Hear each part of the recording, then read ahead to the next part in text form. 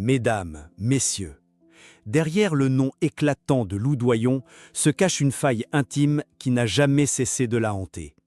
Fille de Jean Birkin et du cinéaste Jacques Doyon, demi-sœur de Charlotte Gainsbourg, Lou a grandi dans un univers d'icônes et de fantômes. Mais au lieu de l'ivresse des projecteurs, elle a connu le poids d'un héritage étouffant. Elle l'a dit sans détour, « On m'a volé le droit d'être juste moi ».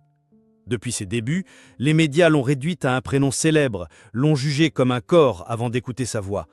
Derrière le charme androgyne et la liberté qu'elle incarne, se cache une colère sourde, forgée par la comparaison, la trahison et le manque d'ancrage.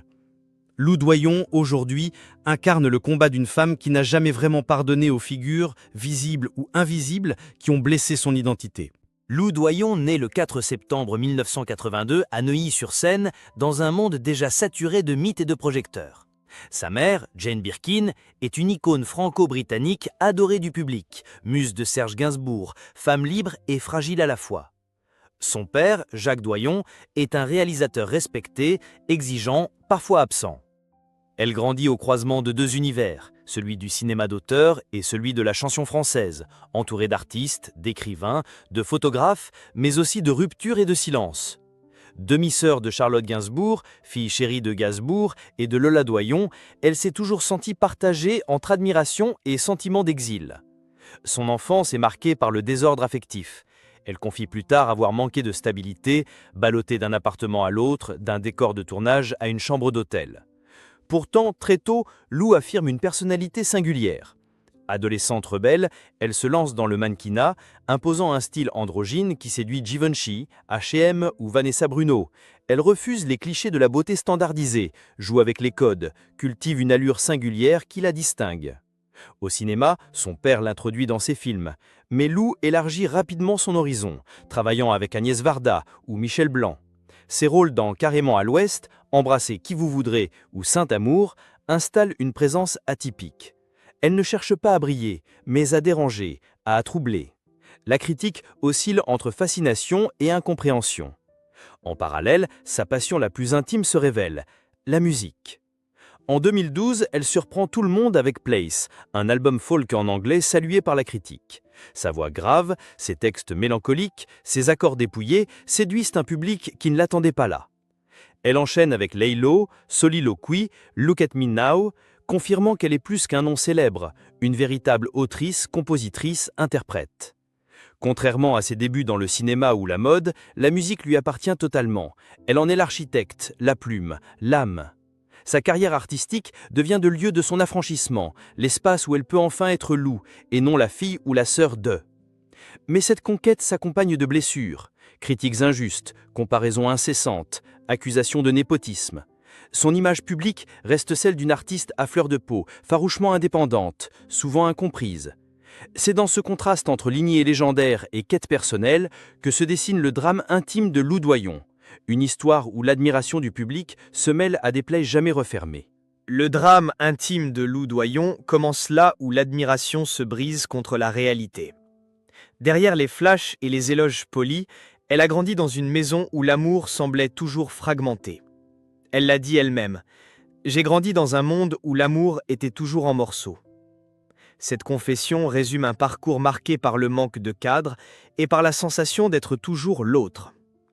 La figure écrasante de Charlotte Gainsbourg, adulée comme digne héritière de Serge Gainsbourg, a nourri en elle un ressentiment qu'elle n'a jamais complètement effacé. Être sans cesse comparée, reléguée à l'ombre, a forgé une colère qu'elle canalise dans ses chansons, mais qui demeure vive. À cette douleur familiale s'ajoutent les blessures infligées par les médias. Dès ses premiers pas, Lou est réduite à un nom, un corps, une attitude. Dans Libération, elle confia « J'ai été un corps avant d'être une voix ». Cette phrase traduit l'humiliation de ne pas être écoutée, de voir son travail effacé derrière l'étiquette commode de fille de. Elle ne pardonne pas aux critiques de l'avoir classée dans une case bobo chic, de ne pas avoir pris la peine de tendre l'oreille à ses textes sombres et sincères. Sa vie amoureuse porte aussi la marque de cette faille. À 20 ans, elle devient mère d'un fils, Marlon. née de son union avec un musicien. Mais très vite, l'homme s'éloigne, la laissant seule avec une maternité précoce et les jugements implacables du public. Lou avoue plus tard s'être reconstruit dans la douleur, sauvé par une colère qui l'empêchait de sombrer. Cette rupture, vécue comme un abandon, demeure une cicatrice qu'elle n'a jamais vraiment refermée. Puis survient le choc le plus brutal, la mort de Jane Birkin en 2023. Pour Lou, perdre sa mère, c'est perdre à la fois un repère et une énigme. Leur relation avait été fusionnelle et orageuse, faite d'admiration et de reproches. Dans les jours qui suivent le décès, Lou s'emporte publiquement contre certains proches et contre des médias qu'elle accuse d'hypocrisie. Elle écrit « Il y a ceux qui n'étaient jamais là et qui maintenant pleurent trop fort ». Ces mots révèlent une colère avive, une incapacité à pardonner aux absents qui se parent soudain du masque du deuil. Ainsi, de l'ombre de Gainsbourg aux blessures intimes, Lou Doyon se dresse comme une femme marquée par la trahison, le silence et le jugement. Ce drame, elle ne l'a pas inventé. Il la traverse, il nourrit sa musique et il la hante encore aujourd'hui. La tension atteint son paroxysme quand Lou Doyon décide de répondre frontalement aux blessures qui l'ont façonné. Dans les interviews, sa voix se fait tranchante, comme un couteau qui fend le silence. Elle raconte la douleur d'avoir été comparée toute sa vie à Charlotte Gainsbourg. Une comparaison qui, dit-elle, m'a volé le droit d'être simplement Lou. Ces mots résonnent comme une révolte contre un système qui fabrique des rivalités artificielles, attisant une compétition qu'elle n'a jamais voulu.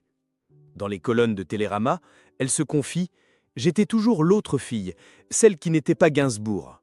Une phrase lourde de rancune, dirigée non contre sa sœur, mais contre les discours qui les ont séparés. Les médias deviennent alors son adversaire déclaré. Lou le reproche de l'avoir figé dans une image, parfois méprisante, souvent condescendante.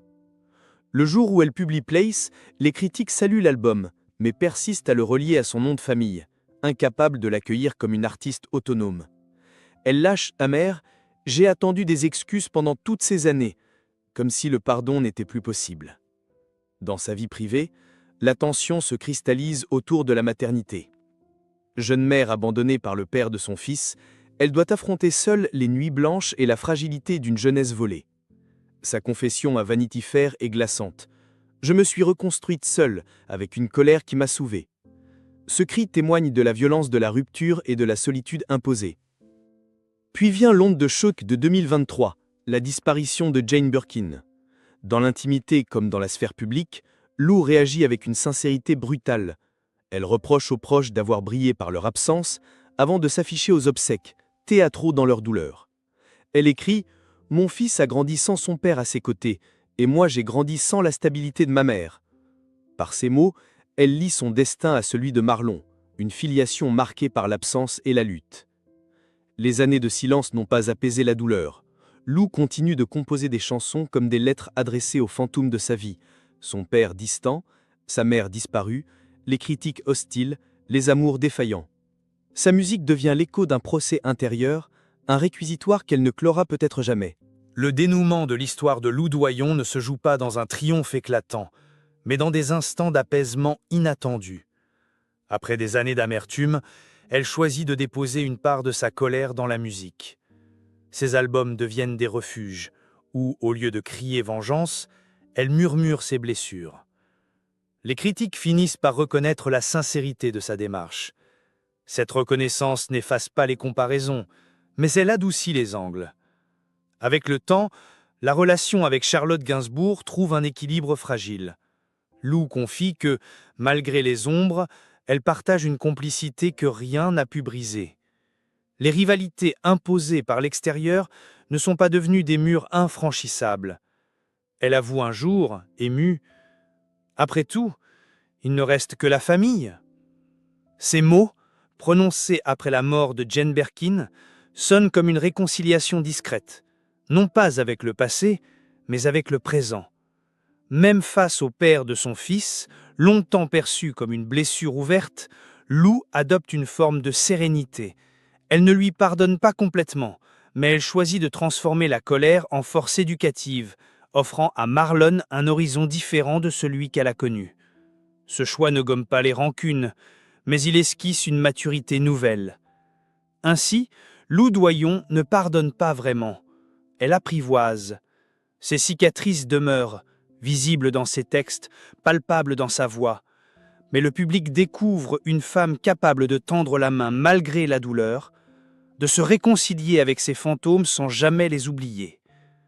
Ce dénouement émeut, car il révèle une vérité universelle. Parfois, le pardon n'est pas un oubli, mais un pas vers soi-même. La trajectoire de Loudoyon pose une question brûlante, chers téléspectateurs. Que signifie pardonner quand les blessures n'ont jamais cessé de saigner? En elle se mêlent deux forces contraires, une colère intacte et une volonté de transmettre autre chose à son fils. Elle n'a jamais oublié les étiquettes injustes, ni les silences familiaux, ni les regards condescendants des médias. Pourtant, elle continue à chanter, à écrire, à parler avec une sincérité rare. Cette dualité nourrit sa force artistique, mais interroge aussi la société qui l'a façonnée. Sommes-nous responsables des fantômes que nous imposons aux enfants des légendes? La célébrité et le pouvoir valent-ils ces vies brisées en coulisses? Loudoyon n'apporte pas de réponse, mais son parcours nous met face à nos propres contradictions. Elle incarne une femme blessée mais debout, fragile et libre, qui transforme ses rancunes en art. Mesdames, messieurs, derrière les rideaux prestigieux de la scène, voici une histoire où le pardon reste en suspens et où l'émotion, elle, ne s'éteint jamais.